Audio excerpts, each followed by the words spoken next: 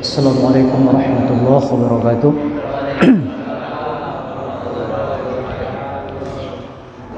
A'udzubillahi minasyaitonirrajim. Bismillahirrahmanirrahim. Alhamdulillahirabbil alamin. Asyhadu an la ilaha illallah wahdahu la syarika lah wa asyhadu anna sayyidana Muhammadan abduhu wa rasuluh. Allahumma shalli wa sallim wa barik ala habibina wa syafi'ina sayyidina wa maulana Muhammad wa ala alihi wa ashabihi ajma'in, amma ba'd. Bapak-bapak, para jemaah sekalian, mari sama-sama kita awali majlis ini dengan membaca suratul Fatihah. Mudah-mudahan Allah memberkahi kita dalam majlis ini, dan mudah-mudahan Allah memberikan kesehatan senantiasa pada kita semua. Dan kita juga bacakan Al-Fatihah untuk penulis dari kitab Kifayatul Awam dan kitab Tahdzib Syarah As-Sanusiyah yang ditulis oleh Dr. Sa'id Faudah. Ala hadhihi an-niyya wa ala kulli salihah. Al-Fatihah. A'udzu billahi minasyaitonir rajim. Bismillahirrahmanirrahim. Alhamdulillahi rabbil alamin, arrahmanir rahim, maliki yaumiddin, iyyaka na'budu wa iyyaka nasta'in, ihdinas siratal mustaqim, siratal ladzina an'amta 'alaihim ghairil maghdubi 'alaihim waladdallin. Amin. Bapak-bapak, para jemaah sekalian, alhamdulillah, salawat dan salam sama-sama kita aturkan pada junjungan kita baginda Nabi Muhammad sallallahu alaihi wasallam. Malam hari ini kita akan memulai bacaan kita tentang akidah, terutama akidah sifat 20, dan ini agak serius, jadi jangan sampai salah paham. Kapan salah paham bahaya, nanti terjadi hal-hal yang tidak bagus dalam akidah. Saya sebenarnya bukan ahli dalam persoalan ini, tapi karena di kita di Sekayu ini orang-orang yang menghujat akidah Ahlus Sunnah wal Jamaah ini sudah semakin berani terang-terangan, maka harus ada yang memulai untuk mengkaji bab akidah ini, walaupun dengan segala keterbatasan yang kita miliki. Mudah-mudahan Allah berikan hidayah, Allah mudahkan, dan Allah berikan kelapangan, berikan petunjuk yang ditambah-tambah terus, sehingga kita bisa mengkaji ini. Ini adalah pondasi dalam beragama. Akidah ini pondasi dalam agama. Kita sudah sering sampaikan, agama ini pertama ada Islam, ada iman, ada ihsan, 3 minimal. Ada yang mengatakan 4, termasuk juga asyratus sa'ah, tanda-tanda kiamat. Kalau Islam, kemarin kita sudah banyak kaji itu. Islam melahirkan madhab fikih. Kita belajar bab-bab ibadat dan bab-bab yang lain. Iman melahirkan aliran-aliran akidah, manhaj akidah. Tahu orang menyebutnya dengan ilmu kalam. Ilmunya ilmu kalam. Ihsan itu melahirkan ilmu tasawuf. Orang melakukan tazkiyatun nufus dan mempelajari banyak hal terkait dengan itu melalui ilmu yang dikenal dengan ilmu tasawuf. Bapak-bapak yang kami muliakan, kemarin kita sudah mencoba untuk mengenang kembali ingatan kita terkait dengan sifat 20. Mudah-mudahanlah hafal. Hafal loh. Kena kita lagu ke? Ulang lagi sampai nak nyubonya. Ada yang hafal belum? Wujud kidam baqa mukhalafatu lil hawadisi qiyamuhu binafsihi wahdaniyah qudrah iradah ilmu hayat sama basar kalam qadiran muridan aliman hayyan sami'an basiran mutakalliman. Lah hafal yang kecil-kecil ini caranya. Yang kecil-kecil ini mudah ada yang hafal. Tubuh berkeringat-keringat dia sambil bergelut hafal. Bapak-bapak yang kami muliakan, mudah-mudahan itu kita hafalkan. Kita hafalkan. Mengenal 20 sifat itu sudah cukup untuk menguatkan akidah kita, bukan untuk menghakimi orang ya, untuk menguatkan akidah kita. Itulah ma'rifatullah, mengenal Allah dengan jalan ilmu, bitariqatil ilmi. Jadi kita tahu Tuhan yang kita sembah 5 kali minimal sehari semalam, 5 waktu kita bersujud kepadanya. Kita kenal Allah itu dengan 20 sifat itu minimal, tidak terbatas sebenarnya. Saya ingin memulai ini dengan satu riwayat Imam Abu Hanifah radhiyallahu an, beliau adalah imam Ahlus Sunnah. Pernah beliau ditantang dialog, ditantang berdebat oleh orang-orang mulhidun, orang-orang ateis. Jadi orang-orang ateis itu tidak percaya. Kedengeran enggak? Amun tak kedengar agak lagi.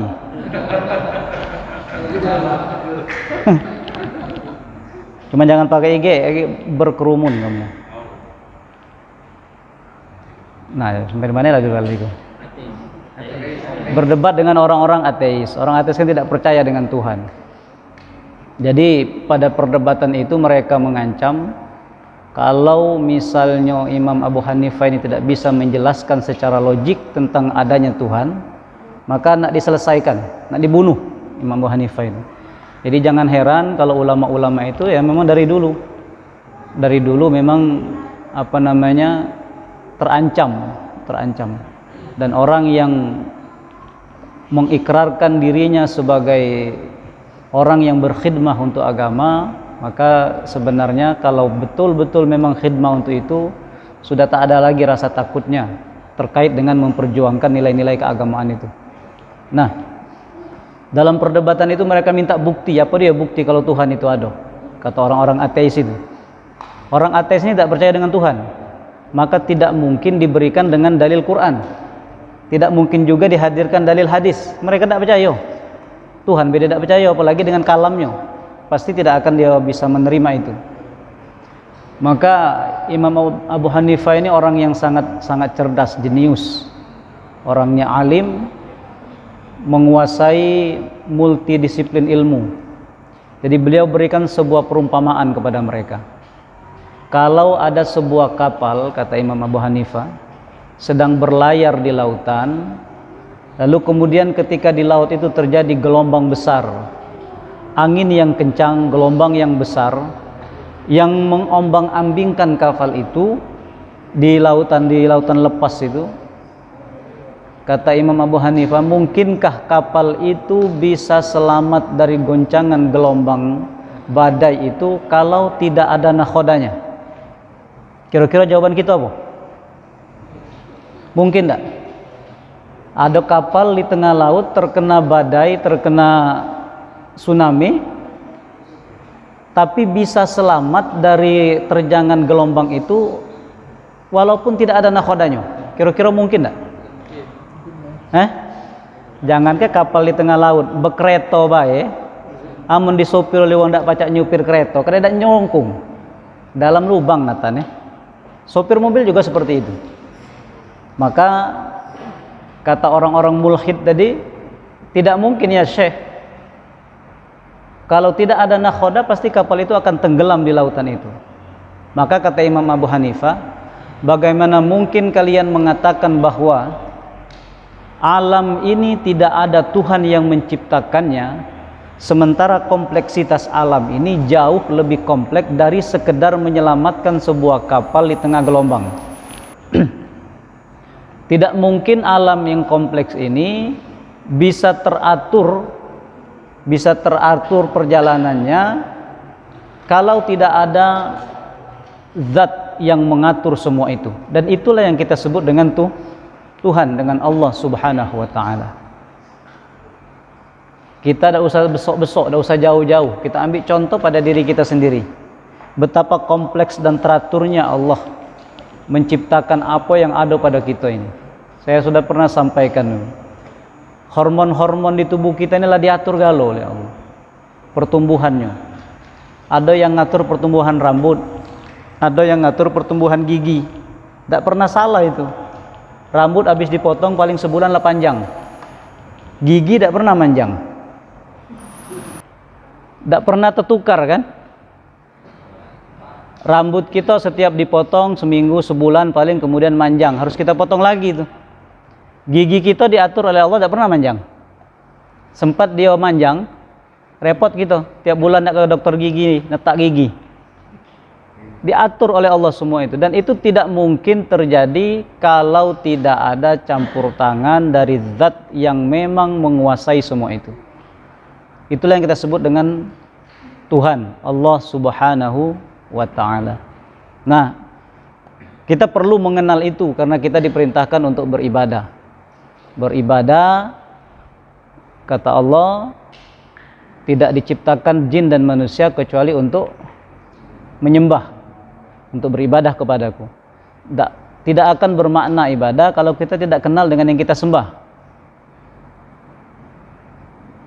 Allah itu bukan tulisan alif lam lam ha itu, bukan. Itu tulisannya, lafaznya. Jadi kalau orang kemudian membayangkan pada saat sholat takbir yang terbayang di dia tulisan Allah, itu bukan itu Tuhan. Semua yang kita bayangkan tentang Tuhan, semuanya pasti bukan. Pasti bukan. Kullu ma khatara bi balika fallahu laisa kadzalika. Semua yang terbayang di benakmu, maka Tuhan tidak seperti yang kau bayangkan. Karena saya sampaikan, saya ulangi kembali, yang kita rekam, yang bisa kita bayangkan adalah sesuatu yang bisa kita tangkap dengan indera kita. Kita tidak pernah melihat Tuhan, maka kita tidak bisa membayangkan Tuhan. Dan Allah pun tidak pernah memerintahkan kita untuk membayangkan. Tidak juga diperintahkan untuk memikirkan. Kita disuruh untuk mengingat. Aqimis shalah li dzikri, untuk ingat kepadaku, kata Allah. Dirikan salat untuk ingat kepadaku. Sulit kita membayangkan, mengingat sesuatu kalau kita tak kenal dengan sesuatu itu. Maka mempelajari sifat-sifat Allah ini hukumnya fardu ain. Harus, semuanya harus, walaupun hanya secara global, tidak terperinci.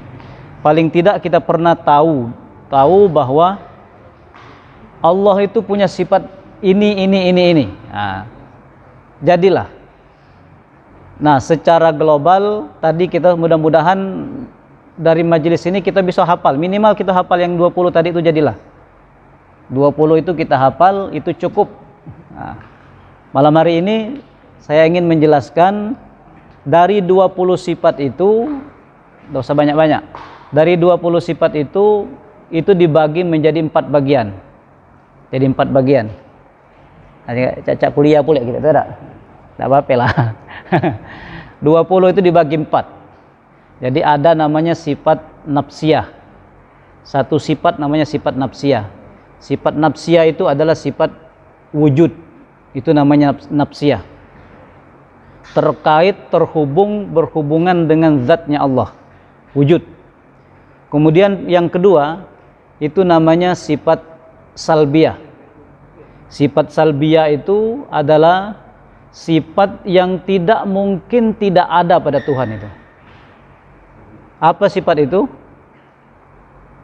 Wujud, mulai wujud nafsiyah, berarti qidam, baqa, mukhalafatul hawadits, qiyamnuhu binafsihi, wahdaniyah, qudrah, iradah.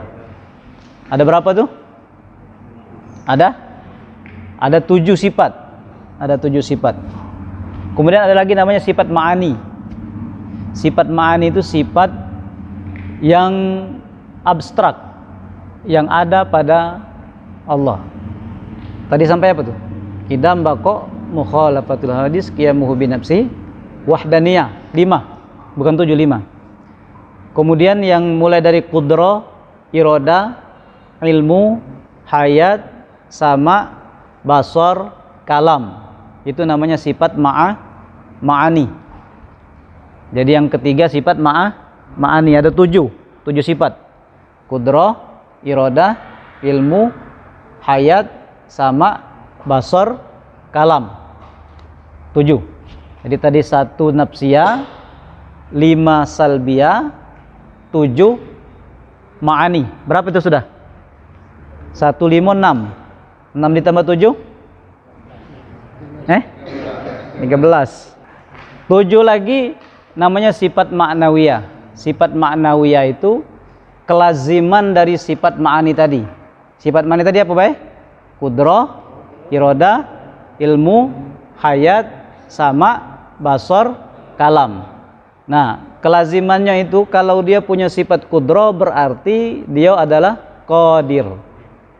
Kalau dia punya sifat iroda berarti orangnya murid. Qadiron muridan, kan? Sifat haya berarti hayyan. Apa lagi? Qadrat, iroda, ilmu dulu. Ilmu berarti aliman. Hayat berarti hayyan. Sama berarti sami'an. Basar berarti basiron. Sekali lagi. Kalam berarti berbicara, berarti orangnya mutakallim. Nah, jadi pas 20 yang kita baca tadi. Jadi dari 20 itu dibagi menjadi 4. Pertama nafsiyah, yang kedua salbiyah, yang ketiga ma'nawiyah, yang keempat ma'ani. Itu sifat wajib bagi Allah tadi ada dibagi menjadi 4 bagian. Wajib dalam ilmu kalam ini tidak sama dengan wajib dalam fikih, ya. Kalau kita belajar fikih, yang disebut dengan wajib itu adalah ma yusabu ala fi'lihi wa yu'aqabu ala tarkih. Dalam fikih itu sesuatu yang disebut wajib itu adalah sesuatu yang kalau dikerjakan dapat pahala, kalau ditinggalkan berdosa. Itu namanya wajib. Salat 5 waktu hukumnya wajib. Artinya kalau kita ngerjakan berpahala, kalau kita tinggalkan berdosa. Tapi wajib dalam ilmu kalam ini maknanya, saya bacakan aja. Makna wajib, ini kitabnya makan rayap ini, saking tak pernah buka nih. Kata beliau, penulis dari Kifayatul Awam ini, muqaddimah, i'lam, ketahuilah anna fahmal aqaid al-khamsin, bahwa memahami akidah yang 50 itu yang akan datang, yatawaqqafu ala umurin salasatin. Itu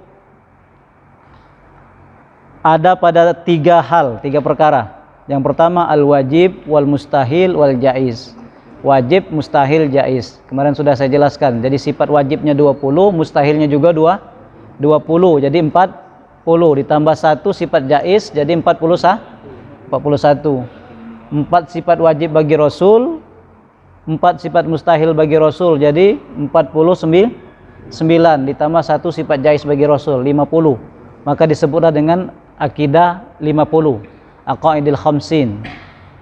Nah, apa itu wajib? Fal wajib, kata beliau, huwallazi la yutasawwar fil aqli adamuhu. Sesuatu yang menurut akal itu tidak mungkin tidak ada. Sesuatu yang menurut akal tidak mungkin tidak ada.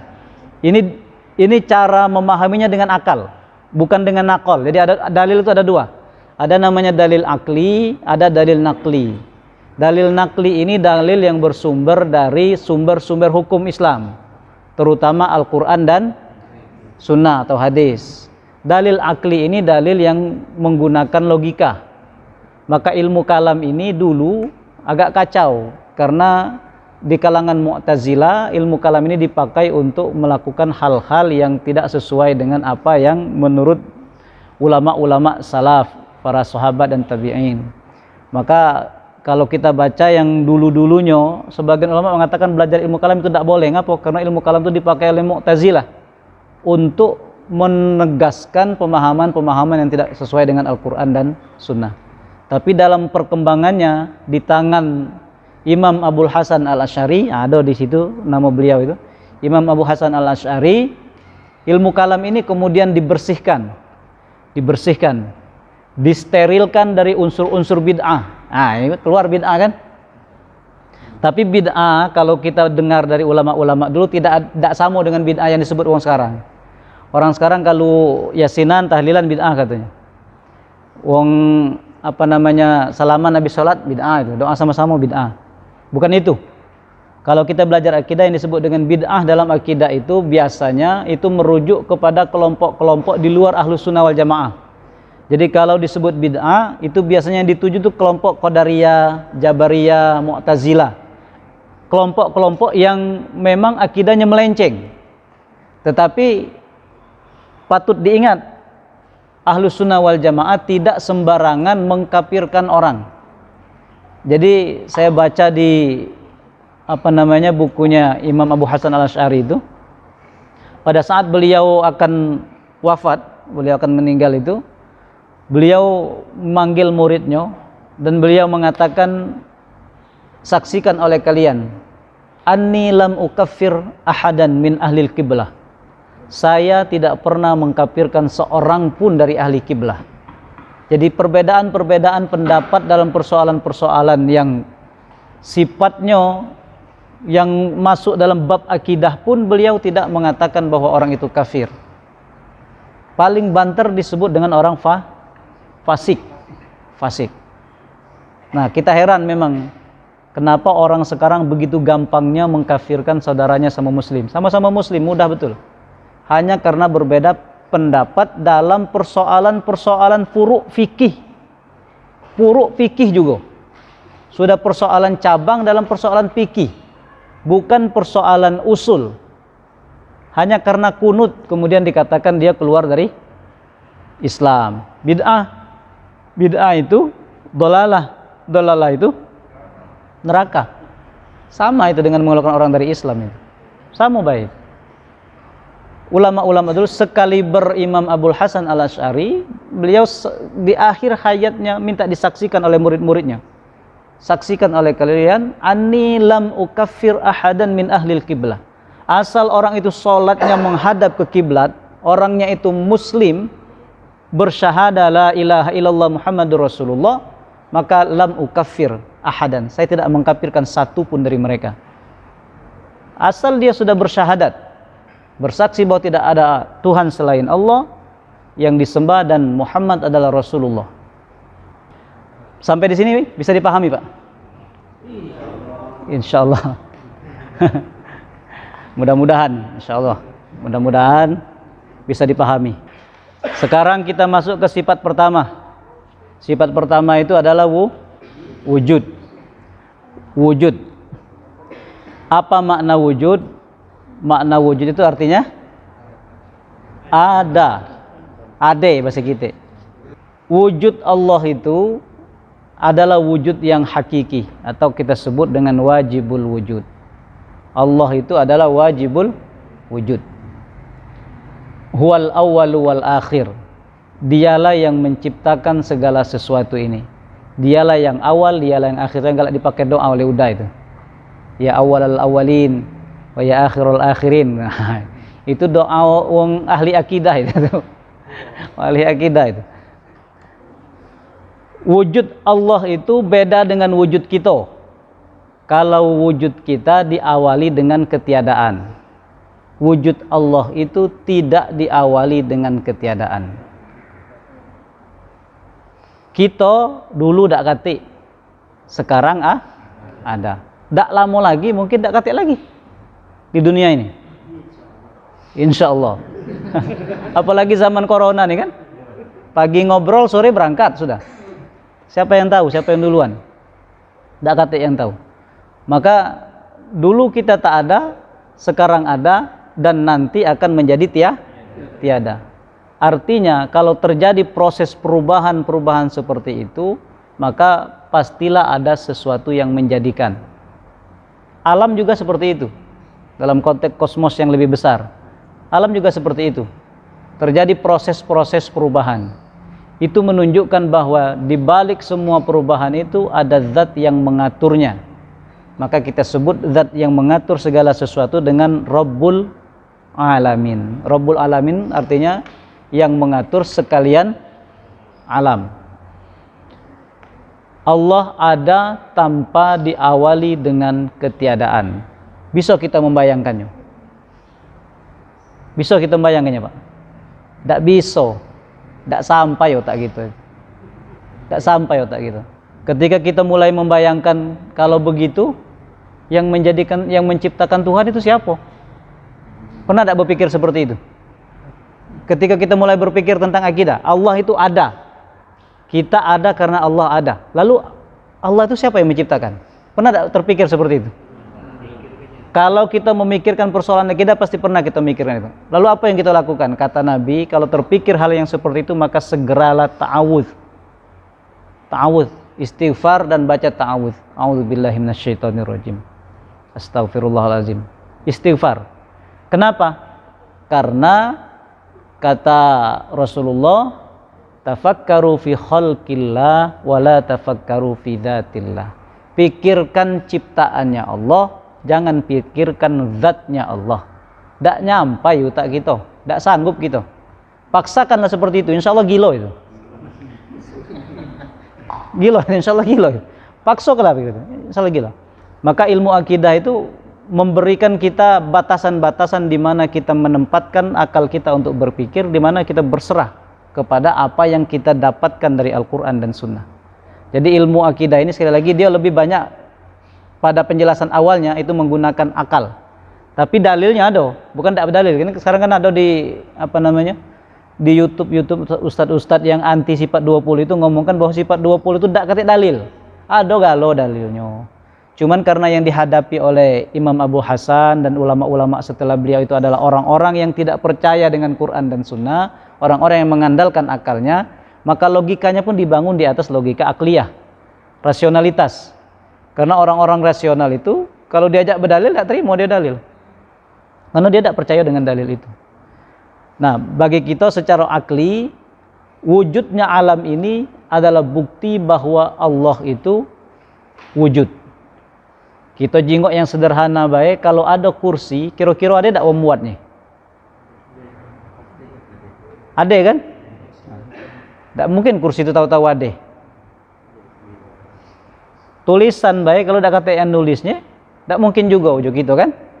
Maka mana mungkin alam yang seluas ini, yang sebesar ini, sekompleks ini, kok ada tanpa ada yang mengadakan? Ada dengan sendirinya. Dan orang-orang berpahaman seperti itu ada dalam dalam dunia intelektual itu ada yang mengatakan bahwa alam ini adanya dengan sendirinya. Padahal hal kecil saja, kursi yang kita pakai, sejadah yang kita pakai sholat itu, kita pakai untuk lapi kita sembahyang itu tidak mungkin ada kalau tidak ada yang mengadakannya, yang muatnya.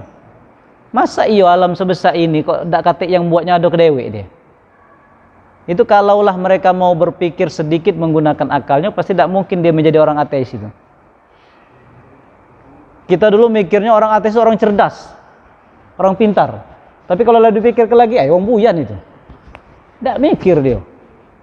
Barang kecil yang ada di kita, baik. Sempatlah ada kabar ditutup produsen piring. Semua produsen piring di dunia tutup galau. Kira-kira kita makan pakai daun pisang banyak. Itu baru urusan piring. Ada yang menciptakannya, barang kecil seperti itu, barang sederhana. Apalah mungkin alam yang seluas ini, sekompleks ini tidak ada yang menciptakan. Maka secara akliyah, wujudnya Allah itu dalilnya adalah adanya alam ini. Adalah alam ini membuktikan bahwa ada yang menciptakan. Sebab kalau tak ada yang menciptakan, tak ada yang mengatur, maka pasti hancur dia. Dan kita sudah sering mendengar kabar dari para ilmuwan, ada hal-hal yang sudah tidak sinkron lagi di alam ini. Dan pertanda itu adalah pertanda semakin dekatnya kehancuran global, kata dia kan. Sudah ada pemanasan global, ozon lah bocor katanya. Lapisan ozon sudah menipis sampai lah bocor. Menggalak di TV itu ada yang ngatakan bocor, ada yang ngatakan nipis itu kan. Bocor halus mungkin. yang itu sudah menunjukkan dan hal-hal yang di luar nalar kita sudah sering terjadi, dan itu tak mungkin terjadi kalau tidak ada sesuatu yang maha yang di belakang kejadian-kejadian itu. Maka secara sederhana dan secara akliyah, kalau orang bertanya kepada kita apa bukti bahwa Tuhan itu ada, adanya kita ini juga adalah bukti bahwa adanya Allah. Kita tidak pernah berasan dulu, tahu-tahu ada muncul. Apalagi kalau kita mau memahami dimensi di luar dimensi fisik dari diri kita ini. Nah, itu kajian orang-orang tasawuf itu, ahli-ahli tasawuf.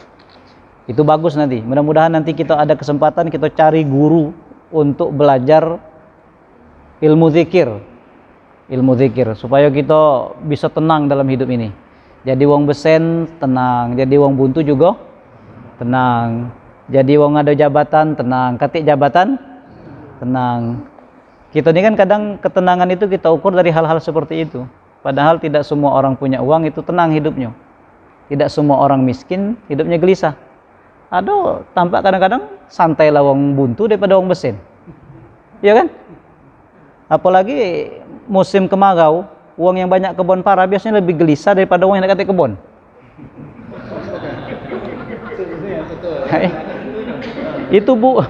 Itu bukti kan bahwa tidak selamanya ketenangan itu dihasilkan dari materi.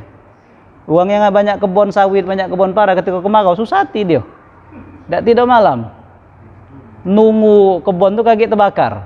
Yang buntu yang tidak sesuai kebun tidaknya nyak dia malam-malam. Tidak sesuai saya nak pikir namanya saya nak terbakar aja. Kebun orang. Baik, barangkali jangan banyak-banyak IG muta. Kita ulang lagi baik. Berarti dari sifat 20 itu ada berapa tadi? Ada berapa bagian? Ada 4 bagian. Pertama, sifat nafsiyah. Satu sifat yaitu sifat wujud. Lalu kemudian yang kedua sifat salbiyah. Sifat salbiyah ini ada 5 sifat. Apa dia? Qidam, baqa, mukhalafatu lil hawadits, qiyamuhu binafsihi, wahdaniyah. Yang ketiga sifat ma'ani. Sifat ma'ani. Apa baik sifatnya? Qudrah, iradah, ilmu, hayat, sama, basar, kalam. Kemudian sifat ma'nawiyah ada 7 juga. Kawannya sifat ma'ani tadi, yaitu qadiran, muridan, aliman, hayyan, sami'an, basiran, mutakal liman. Pas 20. Kaget ujung kesimpulannya itulah ngaji sifat 20 ini. Jadi kapanlah hafal yang 4 tadi itu, tinggal memahaminya dikit-dikit selesai. 2 pertemuan selesai pengajian gitu. Wah, hebat, kalah wong pesantren. wong pesantren bertahun-tahun ngaji itu tidak dem-dem. Kita 3 pertemuan selesai. Begitu ditanya lali gale. Yang penting ada semangat. Barangkali itu habis jadi lahir jam 12 jam 21:15. Mari kita tutup dengan membaca suratul Fatihah. Al-Fatihah.